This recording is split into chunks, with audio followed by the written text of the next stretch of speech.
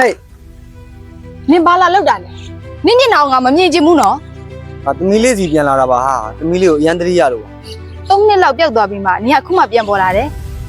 ယောက်ျားကိုနားလည်ပေးပါမိမရေ နင်ကိုနားလည်ပေးနိုင်စားကြောင်းကြောင်းမှမရှိတော့ဘူး တောင်းမှန်ပါလေဟာအဲ့တော့ငါမစင်စားမစင်ချင်းပဲထွက်သွားခဲ့မိတာပါ နင်ထွက်သွားခဲ့တော့ရောငါတို့သားမီကိုနင်ဘာတစ်ခွန်းမှမပြောဘဲနဲ့နင်ထွက်သွားခဲ့တာလေနင်သိလားငါတို့သားမီမှာဘလောက်တောင်ဒုက္ခတွေရောက်ခဲ့လဲဆိုတာဘလောက်တောင်ဒီပတ်ဝန်းကျင်မှာမျက်နာတွေငယ်ခဲ့ရလဲနင်ကတော့ဘယ်သိမလဲနင်မမရှိတာနင်မမမြင်ရတာ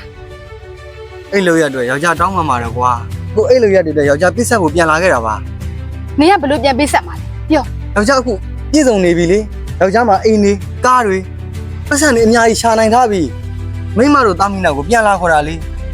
ယောက်ျားတို့တော့အတူတူနေကြမယ်လေကွာနော် ငါတို့3ယောက်ဟုတ်လား ဟုတ်တယ်လေမိမရဲ့ယောက်ျားရဲ့မိမရဲ့သမီးလေးရဲ့လေခုသမီးလေးရအောင် နင်ကသမီးလေးကိုအရန်တွေ့ကြည့်နေတယ်ပေါ့ တွေ့ကျင်တာပေါ့မိမရဲ့ယောက်ျားအရန်တရိရနေခဲ့တာပါအမှန်တကယ်ပြောတာပါ ငါတို့သမီးလေးကမရှိတော့ နင်ဘာပြောလိုက်တာ ငယ်ရွယ်နှုတ်နေသေးတဲ့ငါတို့သမီးလေးကလောကရန်ရဲ့ဒဏ်ကိုမခံနိုင်ဘူးခုငါတို့သမီးလေးကဒီလောကထဲမှာမရှိတော့ဘူး